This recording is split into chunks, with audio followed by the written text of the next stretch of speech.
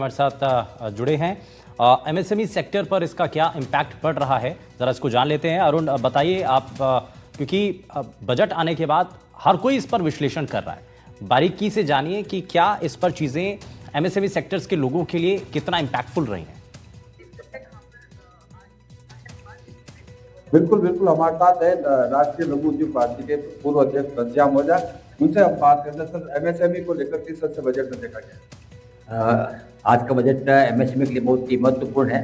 जिस प्रकार सरकार ने महिला उद्यमियों को प्रोत्साहित करने के लिए पूरे देश में सी मार्ट खोलने की घोषणा की है, बहुत ही स्वागत योग्य कदम है। इस प्रकार से टेक्नोलॉजी अपग्रेड करने की जिसकी आवश्यकता हमेशा एमएसएमई रहती है, पूरे भारतवर्ष में 200 क्लस्टर खोलने को सरकार ने घोषणा की है। ये भी एक स्वागत योग्य कदम है। ऐसे हमारे बहुत से आइटम हम लोग इंपोर्ट करते हैं, वो आइटम यहाँ डेवलप हो, उनके इंपोर्ट करने के लिए जो पूंजी की आवश्यकता होती है, जैसे विकलांगों के लिए उपकरण है, डिफेंस उपकरण है, हमारे जो ई निश्चित रूप से जब इम्पोर्ट कम होगी तो यहाँ इनका प्रोडक्शन यहाँ बढ़ेगा, उसका फायदा सीधा फायदा एमएसएमई को मिलेगा। हैंडीक्राफ्ट को लेकर क्या देखते हैं आप लोग? हैंडीक्राफ्ट को लेकर जैसे बजट के पूरे मदर ऑफ द डील जो की गई है वो एक काफी सराहनीय है। और इस बजट के अंदर जैसे इंसेंटिव बढ़ा रहे हैं 1 से 3% के अंदर, वो भी काफी सराहनीय है। और हैंडीक्राफ्ट सेक्टर भी एक एमएसएमई सेक्टर के अंदर है, तो एमएसएमई सेक्टर के अंदर भी 10,000 करोड़ की विशेष पैकेज दे रहे हैं, तो इससे काफी इस इंडस्ट्री को लाभ मिलेगा। और मैं उम्मीद करता हूँ कि इन सारे इंसेंटिव की वजह से इंडस्ट्री की ग्रोथ होगी। जिला अध्यक्ष है बीजेपी के राजेंद्र पालीवाल, किस तरह से देखते बजट को? हमारे वित्त मंत्री ने एक ऐतिहासिक बजट आज पेश किया, जो कि हिंदुस्तान की आम जनता को राहत पहुंचाने वाला बजट है। चाहे किसानों के बारे में हो या शिक्षा क्षेत्र के बारे में हो, छोटी मोटी जैसे कैंसर हो, शुगर हो, ऐसी दवाइयों के ऊपर भी उन्होंने राहत दी गई है।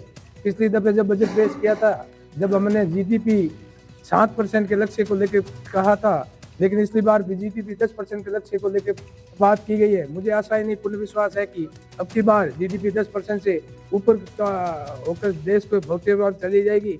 मैं देश की जनता को राहत पहुंचाने वाले बजट के लिए वित्त मंत्री जी को मैं मेरी ओर से हार्दिक बधाई देता हूं। चलिए ठीक है, और ये तो बधाई दी जा रही है, एक बात में लेकिन जो है लोगों पर किस तरीके का इम्पैक्ट इस बजट को लेकर के हुआ है। अरुण, आप हमारे साथ बने रहिए। आशीष कुमार जी लगातार हमारे साथ बने हुए हैं। आशीष जी, एक बात ये हर्षा जी ने जो बताई, जिस बात का जिक्र भी हुआ इस बजट के अंदर कि भाई अब व्यापारियों को जो है वो अपराधी नहीं माना जाएगा। पहले क्या है, अब व्यापारी को अपराधी की तरह ट्रीट किया जाता, तो यानी कि जो अगर कमियां हैं या कहीं कोई गड़बड़ी है तो उसको आप रिजॉल्व कर सकते हैं, उस पर मतलब कोई चार्ज लगा करके आप उसको पूरा कर सकते हैं, लेकिन अपराधी ना माने कम से कम। ये इसमें एक बड़ा इम्पैक्ट नजर आया है। और बिल्कुल, आप शुभेंद्र जी के सवाल में एक सवाल आशीष जी मैं भी ऐड कर लूंगी, क्योंकि एमएसएमई को लेकर हम जिक्र कर रहे थे। बजट में कोई बहुत बड़ा पैकेज एमएसएमई के लिए नजर नहीं आया, तो सवाल यही है कि मतलब क्या इसके माध्यम से कोशिश की जा रही है, मतलब एमएसएमई के लिए, ये माने कि जो सब्सिडी मॉडल है उसे कंपटीशन मॉडल की तरफ धकेलने की कोशिश की जा रही है एमएसएमई को, कैसे समझें दोनों ही सवाल? सबसे पहले मैं शुभेंदु जी के सवाल का जवाब देता हूँ कि जैसे इन्होंने बताया कि बजट में जो टैक्स पेयर है उसको क्रिमिनल नहीं माना जाए, तो मैं बहुत सारी बार टैक्स पेयर जो होता है उससे छोटी मोटी गलतियां हो जाती है, तो उसको क्रिमिनल ना मान के नॉर्मल उसके ऊपर पेनल्टी लिवाई कर दी जाए, जिससे वो बाई चांस कोई गलती हो भी जाए तो वो डरे नहीं, वो बिजनेस करता रहे। तो इस बार बजट में थोड़ा सा है। और साथ के साथ एक ऐलान ये भी किया है बजट के अंदर कि अगर जैसे किसी के लिटिगेशन चल रहा है तो वो एडिशनल कोई थोड़ा बहुत पेनल्टी लिवाई हो जाएगी, बाकी जो पेनल्टी के डर से वो टैक्स पहले चल रहा है, वो पेनल्टीज वगैरह वो माफ हो जाएंगी, उसकी एडिशनल थोड़ा सा टैक्स पे करके वो उससे भी निकल सकता है। और एमएसएमई वगैरह के लिए लास्ट ईयर काफी अच्छी स्कीम्स और लोन के लिए उन्होंने कर दिया था, तो इस साल इंडिया को लॉन्ग टर्म ले जाने के लिए उनका प्रयास रहा है। छोटी छोटी सब्सिडी स्कीम्स वगैरह नहीं देके वो लॉन्ग टर्म के लिए इंडस्ट्री को लेके जाना चाह रहे हैं। ठीक है, यानी कि लॉन्ग टर्म के लिए इसमें, अच्छा, एमएसएमई के लिए बहुत कुछ करने की कोशिश भी है, लेकिन शायद उतना नजर नहीं आ रहा है। लेकिन इसमें थोड़ा सा आगे बढ़ते हैं, मैं नंदन जी को वापस से जोड़ रहा हूँ। नंदन जी, इसमें एक चीज़ ये भी है कि भाई जो 1 अप्रैल 2026 से 6 दशक पुराना जो कानून था, है ना, आयकर कानून, उसको बदल करके नए आयकर अधिनियम को लाने की तैयारी है।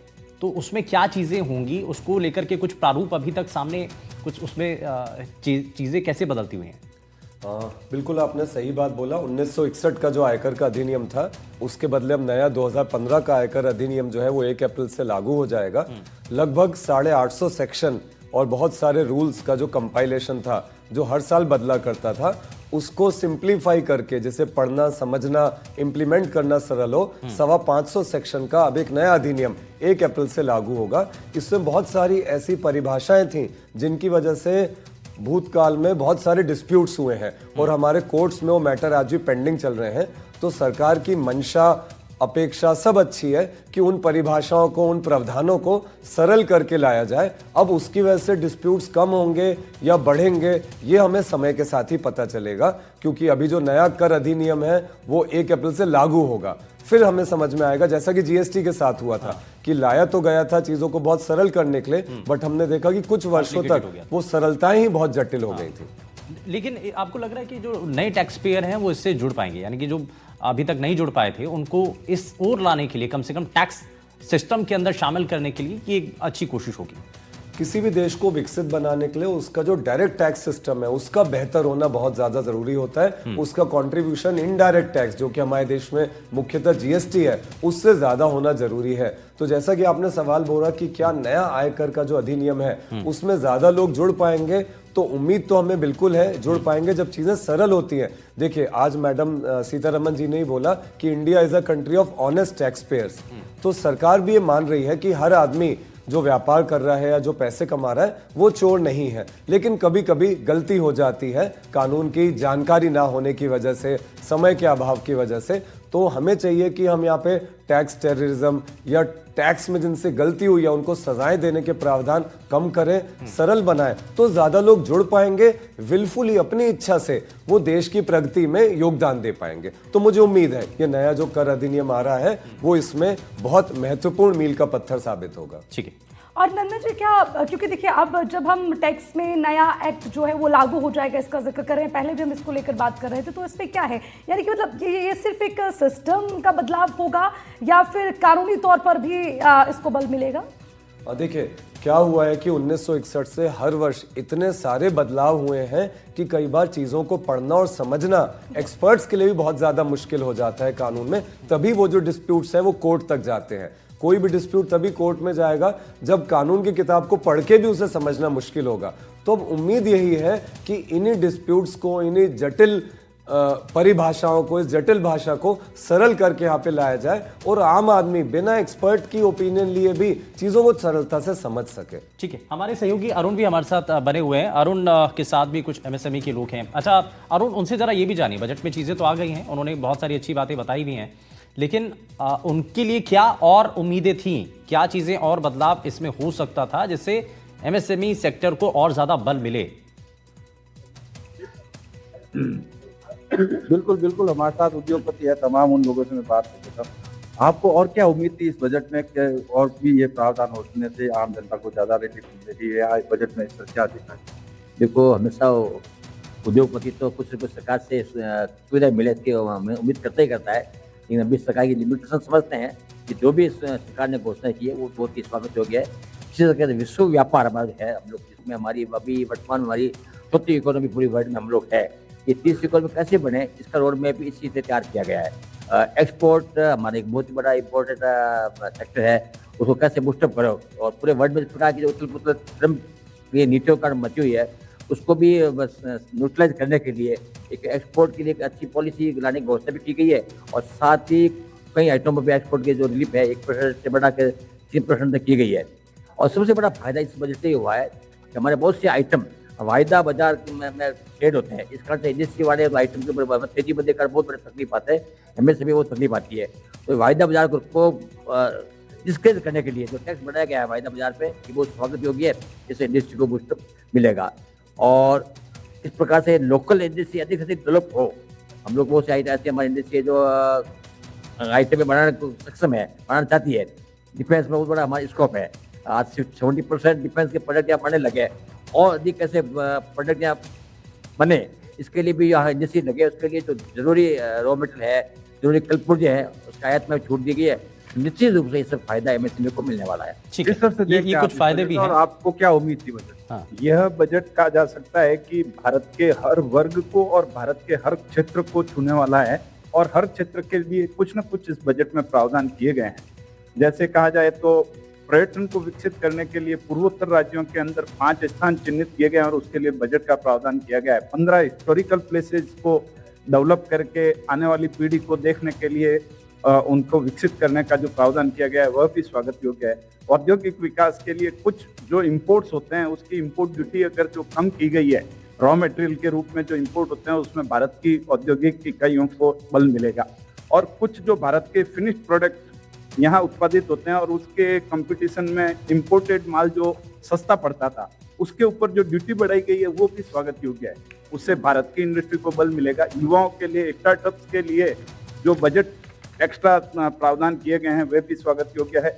स्किल डेवलपमेंट को बढ़ावा देने के लिए जो काम किया गया है भारत की इतनी बड़ी युवा जनसंख्या के लिए बहुत ही स्वागत योग्य, लाभदायक है।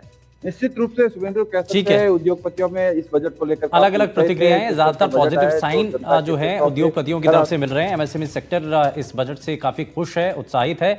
मैं जरा जल्दी से रघुश्री जी का रुख कर लेते हैं, उसके बाद रामपाल जाट जी भी हमारे साथ हैं, उनसे भी जरा बात करेंगे। लेकिन रघुश्री जी, एक चीज, ये इंडिकेशन तो बहुत अच्छे हैं एमएसएमई सेक्टर के लिए। भाई इंपोर्ट ड्यूटी ठीक है कम हो गई, लेकिन अब जब तकनीक का आना भी बड़ा ज़रूरी है। ठीक है, हमारे पास चीज़ें आ गई हैं, लेकिन अब उसको बनाना, क्योंकि मार्केट में बड़े प्लेयर्स भी हैं, तो उनके साथ अपने जो लोकल प्लेयर हैं उनके टिके रहना ये बड़ा ज़रूरी है और उसके लिए तकनीक होना बहुत ज़रूरी है। तो यानी कि एआई तकनीक का कैसे हम इस्तेमाल कर रहे हैं, क्योंकि दुनिया के अंदर हम देख रहे हैं एआई की वजह से काफ़ी नौकरियों पर भी हार्म हुआ, लेकिन इस एआई को कैसे आप रोजगार परक बनाएं, ये इस पर फोकस यहाँ इस बजट के अंदर दिखाई दिया। हाँ जी, एआई का हब बनाने के लिए इंडिया को सीतारमन जी ने काफी अच्छे विचार अपने दिए हैं। वो चाहते हैं कि हम एआई को और एक्सपोर्ट का हब बने। तो जब एआई और एक्सपोर्ट साथ में जुड़ेगी तो एक बड़ा चमत्कार होगा कि हम यहाँ बैठकर विदेश में अपनी चीजों को, जिसको हम बोलते हैं export, will be much easier. और एआई के लिए आप समझिए कि हिंदुस्तान में सबसे ज्यादा बड़ा पावर क्या है हिंदुस्तान का? Human resource. अगर हमारा ये ह्यूमन रिसोर्स एआई की तकनीकों को अपना ले तो जो हमारे लिए प्लानिंग की है कि हिंदुस्तान एक बहुत बड़ा एआई हब बनने वाला है। और आप देखिए कि जितनी भी जो बड़ी टेक्नोलॉजी है, जिसको हम बोलते थे, जो सारी सिलिकॉन वैली जिसे हम बोलते हैं बैंगलोर की, अगर ये पूरा देश एआई को इस्तेमाल करे और हमारी ह्यूमन रिसोर्स जैसे सीतारमन जी का और हमारे विकसित भारत बनाने के लिए सबसे बड़ी जो इनकी एनर्जी लगने वाली है, और इसको हमने कहीं ना कहीं शुरुआत देखी है कि जैसे हमने डिजिटल मनी का उपयोग चालू किया, तो ये एक स्टेप इन ऑफ एआई है। और उसी प्रकार से हमारी पूरा देश अगर ये बन जाएगा तो वो वापस सोने की चिड़िया तक हम पहुंच जाएंगे। एंड मुझे उनका ये प्रपोजल बहुत बढ़िया लगा। और एक और प्रपोजल जो इन्होंने किया है, मेडिकल हब, जो एआई टेक्नोलॉजी से भी लिंक होकर आगे विदेशों में जो बीमारियों का उपचार होता है, स्पेशली डेंटिस्ट और आए, वो बहुत महंगा है, उसके लिए मेडिकल चेकअप के लिए लोग हिंदुस्तान आते हैं। तो कहीं ना कहीं हमारी एआई टेक्नोलॉजी से हम इसको और बड़ा कर सकते हैं। तो प्रोफेशनल एंड एक्सपोर्ट बोथ के लिए एआई बहुत इंपॉर्टेंट आने वाले टाइम में हमारा विकास के लिए है। आपको इसका कुछ ड्रॉबैक नजर आता है? क्योंकि देखिए, जब हम एआई का जिक्र करते हैं, ठीक है, टेक्निकली और चीज़ों को बेहतर बनाने के लिए एक अच्छा कदम हो सकता है, लेकिन ये भी माना जाता है कि इसका नुकसान भी, हम पहले भी इसको लेकर आज चर्चा कर रहे थे कि एआई का अगर इस्तेमाल होगा तो उससे जो चीज़ें जहाँ पर हम लोग 6 से 7, 8, 10 लोगों का इस्तेमाल करें, वो चीज़ें कम हो जाएंगी। तो इसका कोई ड्रॉबैक भी आपको नजर आता है? लोगों में बड़ा डर है। एग्जैक्टली। देखिए, कोई भी टेक्नोलॉजी आती है, पहले मोबाइल नहीं थे तो लोगों को डर था कि मोबाइल आने से सब कुछ बहुत हो जाएगा, पर आप देखिए आज आप सबका मोबाइल पे कर रहे हैं, पर एम्प्लॉयमेंट आज भी है। फिर हमारे से हिंदुस्तान का अगर पूरा ह्यूमन रिसोर्स एआई से हो जाएगा तो जिस देश में लोग बाग नहीं है, जापान में आप देखेंगे यूथ नहीं है, आप देखेंगे स्विट्जरलैंड में यूथ नहीं है, तो वो हमसे एआई ह्यूमन बीइंग इंपोर्ट करेंगे कि देखिए जी, भारत देश से बहुत employment all over the world because we will be AI expert. तो आप ये देखिए कि हमारा विदेश का पैसा कितना आएगा, लोग हमसे काम कराएंगे। तो ये आप देखिए, जहाँ यूथ है वहां आगे रोजगार है, और रोजगार पूरे वर्ल्ड के लिए, हम फ्लैट वर्ल्ड में आ गए हैं अब। तो क्यों नहीं हम अपनी एआई टेक्नोलॉजी से ह्यूमन सर्विसेज इंपोर्ट करें और एक्सपोर्ट करें और इसको एक बहुत बड़ा पॉजिटिव समझें। कोई भी सेमीकंडक्टर टेक्नोलॉजी चिप और इन सब के बारे में भी हम बात करेंगे, नंदन जी से भी जरा समझेंगे और बारीकी से, लेकिन रामपाल जी को भी जरा जोड़ लेते हैं। बिल्कुल, क्योंकि शुभेंदु जी शुरुआत में ही रामपाल जी ने जो अपना पहला कमेंट किया था वो बजट को लेकर काफी नाखुश थे, तो मैं उनसे थोड़ा और खुलकर समझना चाहूंगी। रामपाल जी, आपने बहुत सारी चीजों को कहा कि इस बजट में होनी चाहिए थी, नहीं हुई है, तो एक बार फिर से उस पर जरा बारीकी से बताइए कि कौन कौन सी चीजें हैं जो आपको लगता है उस पर सरकार फोकस नहीं कर पाई, बजट में उन चीजों को नहीं ऐड ऑन कर पाई, या फिर होना चाहिए था लेकिन ध्यान नहीं दिया।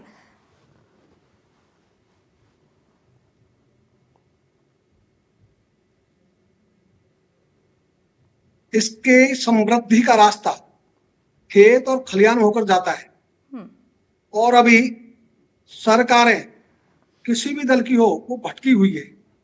इस कारण से जो बजट आते हैं ये घिसे पिटे और एक निश्चित प्रोफार्मा में आते हैं, उसे हटकर नहीं आते। इससे देश आगे नहीं बढ़ सकता, देश समृद्धशाली नहीं बन सकता। देश को समृद्धशाली बनाने के लिए आवश्यक है कृषि, किसान, ग्राम, उन पर फोकस हो, सर्वाधिक बजट उनको दिया जाए। इस बजट में इनके लिए है क्या? नाम ले देंगे, एक आध बोर्ड बना रहे हैं, समिति बना रहे हैं। अरे तुम जो बना रहे हो उस पर बजट कितना दे रहे हो ये नहीं कहेंगे। इसलिए ये केवल किसान को साधने के लिए उसका नाम लेते हैं। और यदि एक बात कहूं मैं कि ये पूरा जो काम है बजट में जिनका होगा वो तो होगा धनपतियों का और नाम होगा किसानों का। तो किसानों के नाम पर धनपतियों का काम क्या है बजट की दिशा? तो अभी ये जो बजट है इसमें वो मैं अभी बोल रहा था कि रोजगार, आज पूरे देश में हमारा जो युवा भारत है उसका युवा वो चिंतित है। नहीं रामपाल जी, मैं रोकना चाहूंगी यहाँ पर आपको, ठीक है, किसानों को लेकर आप कुछ पॉइंट्स रख सकते हैं, मैं माफी चाहूंगी मैंने आपको रोका, लेकिन अब सिर्फ खरबोपतियों का ही इसमें फायदा हो। अरे आप देखिए ना, अभी अगर मैं बात करूं सस्ते महंगे का हम जिक्र कर रहे थे, कैंसर की दवाइयां, 17 तरह की ऐसी दवाइयां जो सस्ती हो गई है, 7 गंभीर बीमारियां हैं जिनको यहाँ पर ये कोशिश की गई है कि वो आसान तरीके से लोगों को मिले, और भी बहुत सारी चीजें हैं जो सस्ती की गई ताकि आम जनमानस को उसका फायदा पहुंच सके। तो फिर आप इसको लेकर एक ही लाइन में कैसे बांध सकते हैं रामपाल जी, जरा वो भी समझाइए, क्योंकि आप तो सीधा कह रहे हैं कि सही करेंगे। हाँ, ये जो दवाइयों के लिए खर्च करने की बात है, हाँ, it's a return of the government. इसमें बजट में अलग से कुछ कहने की जरूरत नहीं है। बजट में आवंटन जो होता है वो नीतिगत होता है। तो नीतिगत एक लाइन लिखे हैं कि हम बीमारियों को, इन बीमारियों का उपचार के लिए हम कोशिश करेंगे। तो ये तो हर कल्याणकारी सरकार का धर्म है, इस ढंग की जो कल्याणकारी योजना उनको आगे बढ़ावे। लेकिन बजट का अर्थ है आधारभूत ढांचा, और उस आधारभूत ढांचे में सरकार जिनकी चर्चा करती है वो सिंचाई नहीं है। जबकि देश में जो समृद्धि आएगी, देश की इकोनॉमी जो बदलेगी, जो गति आएगी, पंख लगेगा, वो तो सिंचाई और कृषि। अच्छा, एक चीज और है कि हम खेती किसानी को बहुत डाइवर्सिफाई करें, है ना। इसमें जैसे बड़ा प्रोत्साहन मैं देख रहा था कि अलग अलग एरियाज के लिए, जैसे तटीय इलाके हैं तो वहाँ नारियल, काजू, कोको, चंदन की खेती, इनको बढ़ावा देने के लिए सरकार प्रयास कर रही है। उत्तर पूर्व के हिस्सों में जो अगर की खेती है उसको प्रोत्साहन के लिए, पहाड़ी क्षेत्र के अंदर बादाम हो, अखरोट हो, पाइन नट्स हो गए, इनको बढ़ावा दिया जा रहा है ताकि डाइवर्सिफाई हो, है ना। एक ही चीज पर हम अटके ना रहें। अगर हमें अगर सुधार करना है, अगर हमें किसानों की आय दोगुनी असल में करनी है तो हमें कुछ चीजों के अंदर बदलाव भी करना पड़ेगा। निश्चित। इसलिए बदलाव कैसे किया जाए? तो फसल विविधीकरण की आपने बात की, फसल विविधीकरण में बदलाव करें, एमएसपी सारी फसलों को घोषित करें और उनकी खरीद करें, खरीद की गारंटी का कानून बनाएं, तो बदलाव होगा। आज सारी कृषि गेहूं और धान पाके टिक गई। ये फसल विविधीकरण चौपट किसने किया है? सरकारों की नीति ने किया है। उनको ठीक करने का किसका काम है? सरकार का काम है। इसलिए ये जो पहाड़ी इलाका है, समुद्र तट के इलाके हैं, वहां की फसलों को प्रमोट करना अच्छी बात है, लेकिन वो जन सामान्य उससे उतना लाभान्वित नहीं होगा, छोटा सेक्टर लाभान्वित होगा। देखो अच्छी बात है, लेकिन हम ये चाहेंगे कि सामान्य किसान वो इसको। अच्छा, एक चीज और बताइए रामपाल जी, मैं उसके बाद थोड़ा सा आगे बढ़ूंगा, लेकिन एक चीज बताइए कि किसान सम्मान निधि से फायदा मिल रहा था और बड़ी चर्चा चल रही थी एक लंबे समय से कि उसमें भी इजाफा होगा, तो आपको लग रहा है कि इससे बेनिफिट होता है? सबसे पहले तो ये बताइए। किसान सम्मान निधि के हम कभी पक्ष में नहीं रहे। हाँ। हम तो कहते हैं किसान को उसके उपज का दाम दो ना, हम दे देंगे तुमको सम्मान निधि। आप एक व्यक्ति को एक दिन में 5 रुपए देते हो, चाय के पैसे भी देते हैं, काहे की सम्मान निधि है?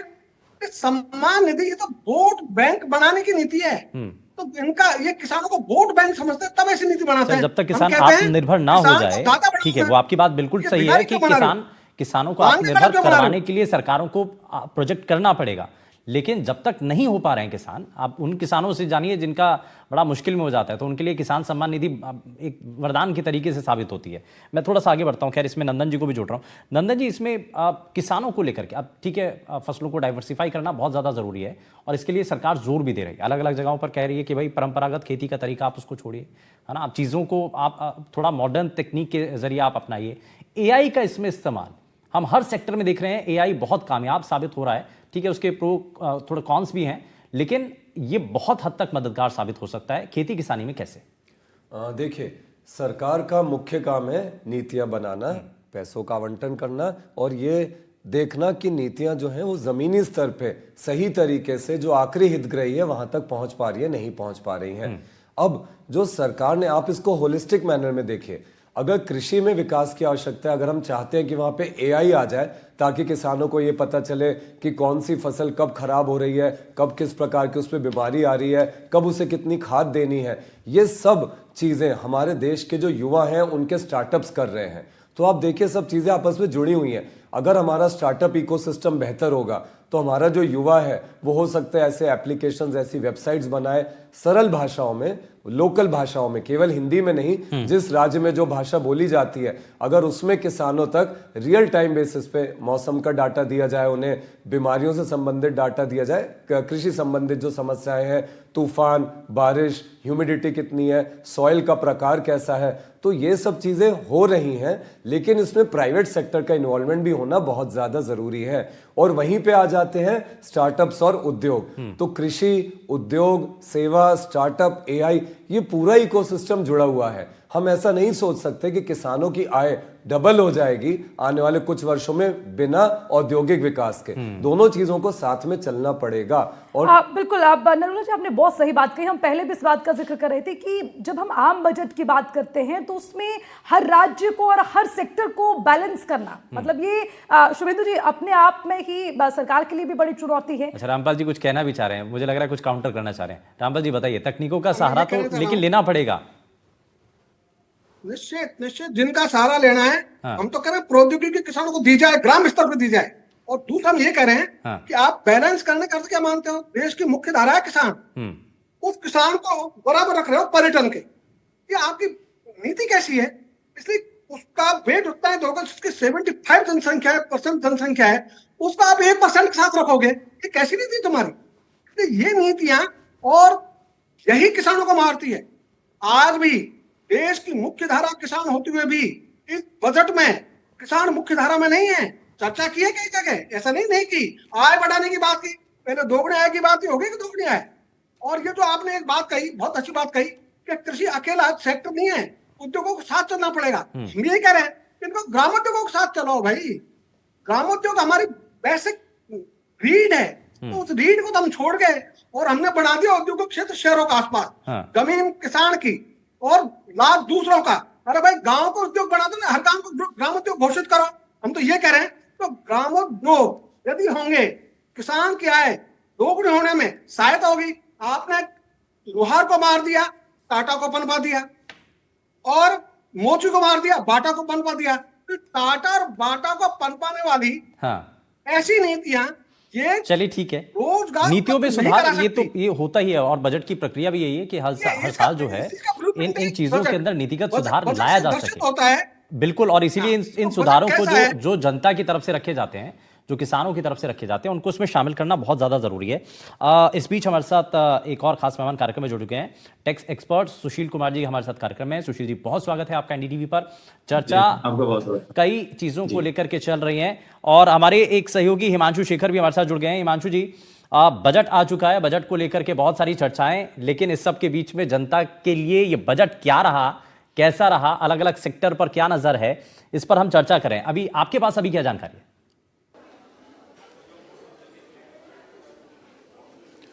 देखिए, जो पहली प्रतिक्रिया उद्योग जगत की तरफ से आई है उसमें ये कहा गया है कि ये जो बजट वित्त मंत्री ने पेश किया है ये विकसित भारत का बजट है। यानी जो एक लॉन्ग टर्म जो एक टारगेट है, एक लक्ष्य प्रधानमंत्री मोदी ने तय किया है 2047 तक भारत को एक विकसित देश बनाने का, उस बड़े लक्ष्य को ध्यान में रखकर इस बजट को पेश किया। और इसलिए सबसे ज़्यादा फोकस जो है वो इंफ्रास्ट्रक्चर सेक्टर पर है। आप देखिए, इंफ्रास्ट्रक्चर सेक्टर पर खर्च के लिए जो आवंटन है पिछले साल 11,20,000 करोड़ रुपए था, इस बार 12,20,000 करोड़ रुपए का आवंटन वित्त मंत्री ने किया है। और जब निश्चित तौर पर जब अगर आप भारत को एक विकसित देश बनाना चाहते हैं तो सबसे पहले आपको अपने इंफ्रास्ट्रक्चर को इम्प्रूव करना होगा, सुधारना होगा, बेहतर बनाना होगा। और इसी लक्ष्य को ध्यान में रखते हुए 12,20,000 करोड़ रुपए का आवंटन जो है वो वित्त मंत्री ने किया है। साथ ही कई महत्वपूर्ण घोषणाएं साथ में की हैं मैन्युफैक्चरिंग के लिए, विशेष तौर पर इलेक्ट्रॉनिक सेक्टर में। वहाँ भी जो इंफ्रास्ट्रक्चर है इलेक्ट्रॉनिक सेक्टर में उसको और मजबूत करने के लिए एक विशेष मिशन, उसके लिए आवंटन भी बढ़ाया है वित्त मंत्री ने। साथ ही आम लोगों का जहाँ तक सवाल है इसमें देखिए ईज ऑफ डूइंग लिविंग और साथ में जो हेल्थ सेक्टर है उसके लिए कई अहम घोषणाएं की हैं वित्त मंत्री ने। 17 ड्रग्स हैं कैंसर के इलाज से जुड़े जिन पर बेसिक कस्टम्स ड्यूटी को खत्म कर दिया है। बायो फार्मा सेक्टर में और मजबूत करने के लिए, दवाई क्षेत्र को और कारगर बनाने के लिए उन्होंने एक नए मिशन का भी ऐलान किया है। तो कई स्तर पर, चाहे वो सामाजिक सुरक्षा हो या फिर इंफ्रास्ट्रक्चर हो, कई नई घोषणाएं की हैं वित्त मंत्री ने। और बार बार ये बात उद्योग जगत की तरफ से कही जा रही है कि इस बजट को तैयार करने के दौरान जो लॉन्ग टर्म गोल्स हैं भारत के, जो एक लक्ष्य भारत का है 2047 तक विकसित भारत बनाने का, उस लक्ष्य को ध्यान में रखकर ही इस बजट के प्रस्ताव को तैयार किया गया है। ठीक है, ये लॉन्ग टर्म गोल को अचीव करने के लिए ही एक विजन इस बजट के अंदर दिखाई दिया है। हमारे साथ सुशील कुमार जी भी हैं। सुशील जी से जरा जल्दी से एक रिएक्शन इस पर ले लेते हैं।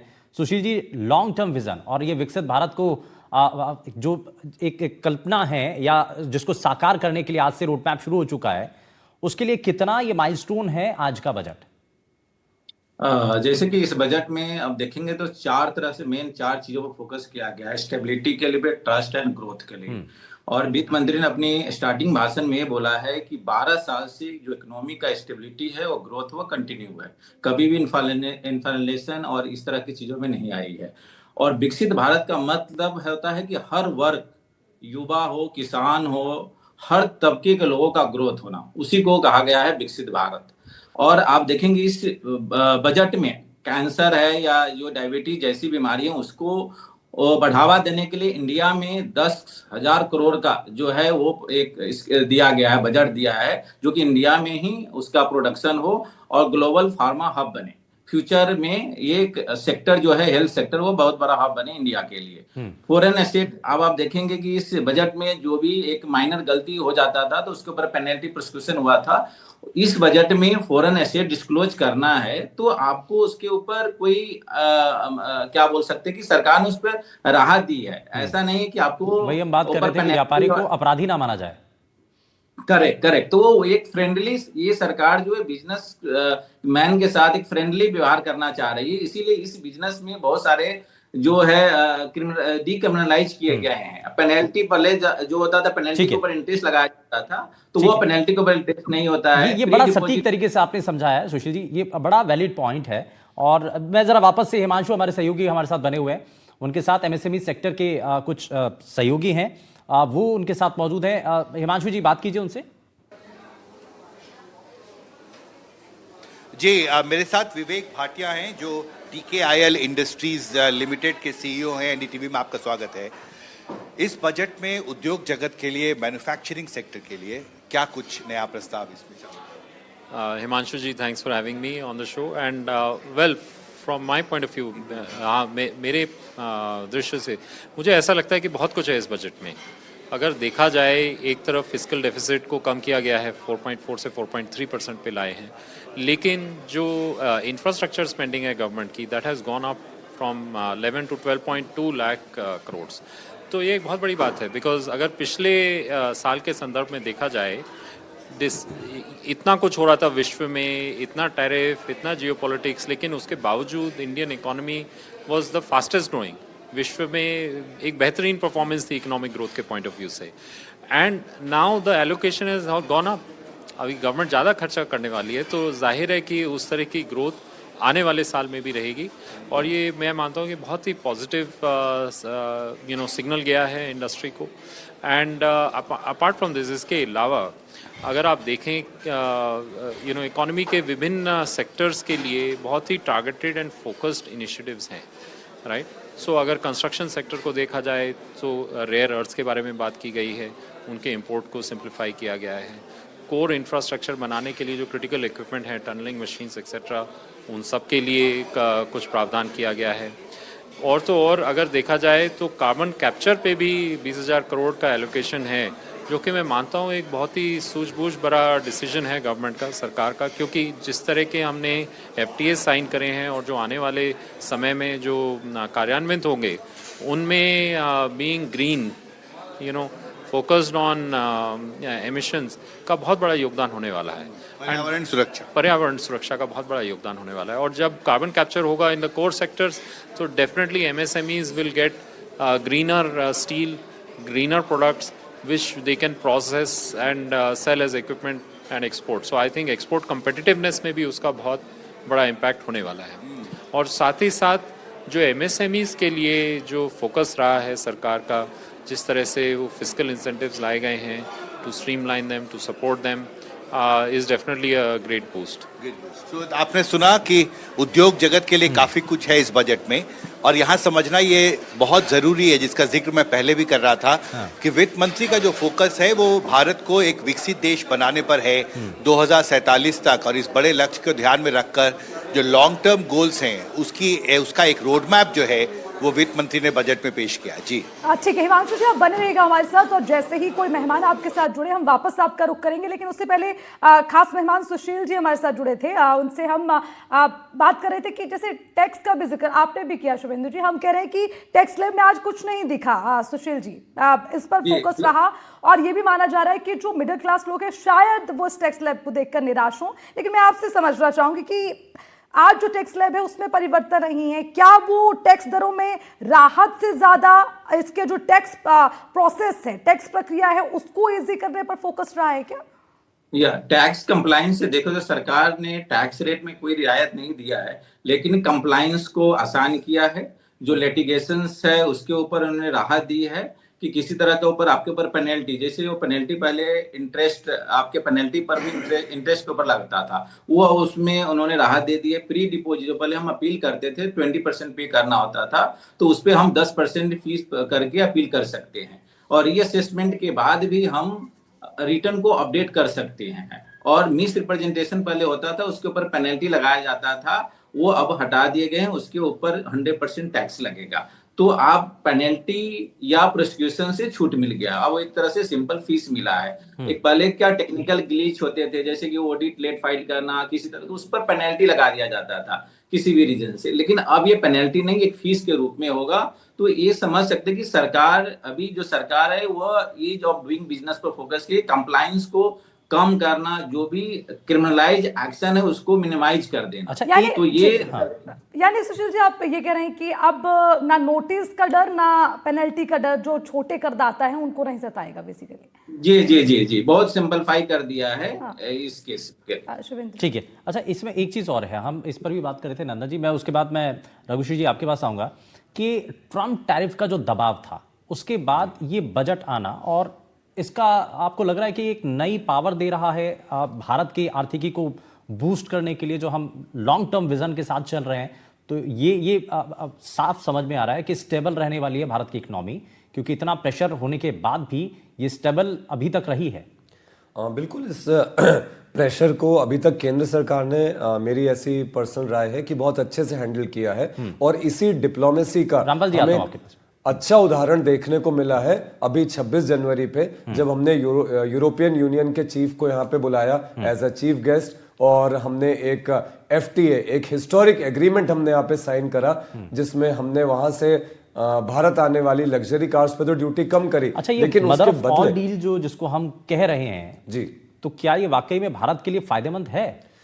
मुझे ऐसा लगता है कि भारत के बाजारों में जो भारत में डोमेस्टिक खपत है, उसके बाहर जो माल जाने वाले जो एक्सपोर्टर थे, उनके मन में जो एक भय बैठ गया था ट्रम्प टैरिफ आने के बाद, अमेरिका नहीं तो अब भय को ये जो मदर ऑफ ऑल डील है वो बहुत हद तक उस भय को खत्म करेगा, क्योंकि अब उनके लिए यूरोपीय बाजार जो है वो बहुत अट्रैक्टिव हो गए हैं। ठीक है, ये अच्छा वैलिड पॉइंट है, लेकिन लोगों के मन में एक सवाल ये भी था सर कि भाई अगर इसमें यूरोपियन कंट्रीज को ज्यादा फायदा हुआ, इंडिया को उतना ज्यादा फायदा नहीं मिलेगा, ये एक डर था।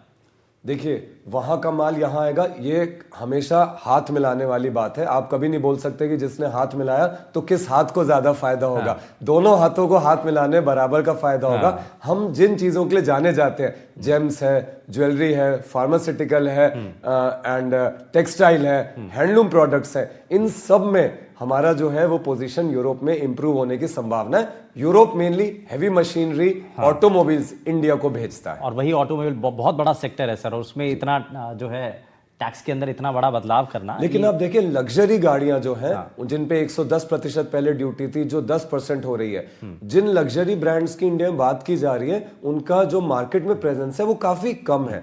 हम देखेंगे जो मार्केट प्रेजेंस है वो भारतीय गाड़ियों का ही ज्यादा है। मैं किसी ब्रांड का नाम नहीं लूंगा, बट उन्हीं का यहाँ पे प्रेजेंस, आम घरों में हमें वही गाड़ियां देखने को मिलती हैं जो मेड इन इंडिया। ठीक है, यानी कि ये एक बड़ा जो अंतर्राष्ट्रीय मार्केट के अंदर जो चर्चा थी उसको लेकर के बात। लेकिन अब जरा इसमें राजस्थान का पर्सपेक्टिव भी है। इसमें पीसीसी चीफ गोविंद सिंह डोटासरा का स्टेटमेंट सामने आया, उन्होंने क्या कहा है इस बजट को लेकर के, जरा वो भी दिखाते हैं। वित्त मंत्री सीतारमण ने आज जो है देश का आम बजट 2026-27 पेश किया है। आम आवाम को क्या जो है इस बजट से सौगात मिली है, इस बारे में जानकारी लेने के लिए हमारे साथ में जो है कांग्रेस प्रदेश अध्यक्ष गोविंद सिंह जी डोटासरा, इनसे बात कर जानेंगे कि जो है आज जो है केंद्र सरकार ने बजट पेश किया है, वित्त मंत्री ने, क्या जो है सौगात मिली है, किस नज़रिए से आप देखते हैं इसको? देखिए, बजट बहुत निराशा देने वाला है, और राजस्थान के लिए तो मैं कहूँ तो आप देखिए, पर्यटन के क्षेत्र में अपार संभावनाएं थी, यहाँ रोजगार की, उसमें कुछ भी नहीं है। जल जीवन मिशन में हमें हर घर नल की बातें करते हैं, बड़ी बड़ी बातें करते हैं, उसके लिए कोई विशेष पैकेज वर्षों से हम मांग कर रहे हैं, कांग्रेस भी करती थी, आज भी ज़रूरत है, कुछ भी नहीं मिला है। बांसवाड़ा को रेल नहीं मिला है, एनसीआरपी को जो है वो एनआरसीपी को जो राष्ट्रीय परियोजना है उसमें नहीं मिला। यमुना जल के लिए किसी तरीके का कोई बजट की इन्होंने बात नहीं की है। तो मैं समझता हूँ कि जो शेयर मार्केट है वो धड़ाम से गिरा है, इससे व्यापारी वर्ग भी बहुत दुखी है। छोटे व्यापारी जो अपने शेयर मार्केट में निवेश करते थे तो उनको भी बहुत निराशा लगी है। कर्मचारियों में जो इनकम टैक्स की स्लैब है उसमें भी कोई बदलाव नहीं है, उनको भी निराशा लगी है। किसान को और ज़्यादा जो है वो मार पड़ी है। किसान की आमदनी दोगुनी करने की बातें करने वाले डबल इंजन की सरकार ने कुछ भी किसान के लिए नहीं दिया है। तो बेरोजगारों के रोजगार के अभी कोई रोड मैप, कोई विजन इन्होंने अपने बजट में नहीं दिखाया है। केवल बजट पेश करना है, और वो बजट भी केवल चुनावी राज्य जो मैं समझता हूँ कि तमिलनाडु, जो बंगाल है, केरल है, उन जैसों में थोड़ी बहुत कोई बातें दी गई हैं। बाकी अन्य स्टेटों में दिया उससे भी कम यहाँ राजस्थान में दिया गया है। मुख्यमंत्री जी 60 बार से ज़्यादा इस 2 साल के अंदर केंद्रीय नेताओं, मुख्यमंत्री जो केंद्र के मंत्री वहाँ चले गए, 3-4 मंत्री हमारे यहाँ से भी हैं, लेकिन किसी में कुछ भी लेकर के नहीं आए। और भाजपा इसीलिए पर्चियों से मुख्यमंत्री बनाती है कि वो कोई कुछ कह नहीं सकें, इनको तो बड़ाई करनी पड़ेगी। लेकिन नौजवान जो है वो बहुत निराश हुआ है, गरीब और ज़्यादा गरीब हुआ है, मध्यम वर्ग भी अपना जो सुकून से अपने 2 वक्त की रोटी खाता था उसको भी निराशा हाथ लगी है। और किसी तरीके का कोई विशेष पैकेज हमारे स्टेट को नहीं मिला है, ये बहुत ही निराशाजनक है। भाजपा जो है इसको चहुमुखी बजट बता रही है और इसकी तारीफ कर रही है भाजपा नेता और मंत्री, क्या कहें? वो चहुमुखी बताएंगे, उनको अपनी नौकरी पक्की रखनी है तो वो कह देंगे क्या कि हमको ये मैं तो मुख्यमंत्री जी से पूछना चाहता हूँ इस बजट में कि आप इतने केंद्रीय मंत्रियों से मिले, इतनी बार अमित शाह जी से मिले, इतनी बार प्रधानमंत्री जी से मिले, इस बजट में आप क्या लेकर के आए? ये जनता को, राजस्थान की जनता पूछना चाहती है, उसको बताएं, तब पता चलेगा कि आपका जाना आना और हमारे टैक्स के पैसे से जो आप चार्टेड प्लान लेकर के 60 से भी अधिक दौरे आपने इस 2 साल के अंदर कर लिए, उसमें हमको क्या मिला? ये थे गोविंद सिंह जी डोटासरा, कांग्रेस प्रदेश अध्यक्ष। इनका कहना है कि जो ये बजट है वो बिल्कुल निराशाजनक बजट है और आम जनता को इससे किसी तरह का कोई मुनाफा नहीं हुआ। जहां पर आगामी समय में जो विधानसभा चुनाव होने हैं वहां पर जरूर कुछ लोगों को सौगात दी गई है, लेकिन ये पूरी तरह से निराशाजनक जो है बजट है। सीकर से एनडीटीवी के लिए जगदेव सिंह पंवार। तो शुभेंदु जी, अब विपक्ष के सुर वही है जो बजट पेश होने से पहले थे, उन्होंने तब भी सवाल उठाए। और हम तो पहले बता रहे थे कि ये तो पहले से प्री सेट होता है कि विपक्ष इस पर सवाल उठाएगा, सत्ता पक्ष इस पर वाहवाही कहेगा, बहुत अच्छा बताएगा, ये तो पहले से ही तय था। बिल्कुल। शुभेंदु जी, रामपाल जी भी कुछ कहना चाह रहे थे, आप उनसे सवाल करें, लेकिन उससे पहले वही सुर रामपाल जी के भी रखे हैं। अगर मैं सीधे तौर पर कहूँ रामपाल जी, अभी विपक्ष भी यही कह रहा है कि किसानों को कुछ नहीं दिया, युवाओं को कुछ नहीं दिया, फिर आप भी उसमें कुछ ऐड करना चाह रहे थे। मैं एक तो ये ऐड करना चाहूँ मैडम, यही बजट कांग्रेस का होता तो बड़े कर देते, और ये बजट यदि बीजेपी का है तो बीजेपी बड़े करेंगे। तो आपने जो भी कहा ना वो सही कमेंट्स है कि ये तो लालायत रहेंगे बड़ाई करने के लिए और वो लालायत रहेंगे विरोध करने के लिए। उन दोनों की बात मैं नहीं करता, लेकिन आपने कई जो पैनलिस्ट है तो ऐसे बिठाए तो न बीजेपी के न कांग्रेस के, वहां से सही तस्वीर आती है आपने अच्छा काम किया। और उसमें मैं कहना चाहूंगा, यदि देश में स्थिरता की बात है तो वो तो हमेशा आई है। इतिहास में 2 बार, पहले जब विश्व मंदी आई तब, और दोबारा जब कोरोना काल था तब। और कोरोना काल में केवल कृषि क्षेत्र ऐसा था जिसकी विकास वृद्धि दर 3% से ज्यादा थी। बाकी सारे क्षेत्र, सारे सेक्टर धड़ाम से होंगे अगर गए, ऋणात्मक 23% उनकी वो थी स्थिति। इसलिए जब भी हिंदुस्तान बचा है वो कृषि का भरोसे बचेगा, कृषि प्रधानता का भरोसे बचेगा। और एक मैं ये कहना चाहूंगा, टेक्सटाइल की चर्चा की जाती है, टेक्सटाइल का उद्योगपतियों के तक ठहर जाते हैं। मिलीजुली प्रतिक्रिया यानी कि इस बजट को लेकर के हैं, कुछ खुश हैं, कुछ नाखुश भी हैं, कुछ नाराज इस बात को लेकर के हैं। जो उन्होंने सोचा था उस उम्मीद पर ये बजट खरा नहीं उतरा, लेकिन बहुत सारी चीजें हैं, क्योंकि विकसित भारत का अगर संकल्प पूरा करना है तो उस रास्ते पर आगे बढ़ना होगा। बहुत सारी चुनौतियां हैं, लेकिन इस बजट को लेकर के जो बारीकियां हैं वो हमने आपको, इस बजट की बारीकियां हमने आपको बताने की कोशिश की। बहुत शुक्रिया सभी खास मेहमानों का कार्यक्रम में शामिल होने के लिए। लेकिन बजट से जुड़ी और भी बहुत सारी महत्वपूर्ण बातें हैं अर्चना, जो कि हम आगे बताएंगे, इसलिए आप बने रहिए एनडीटीवी के साथ।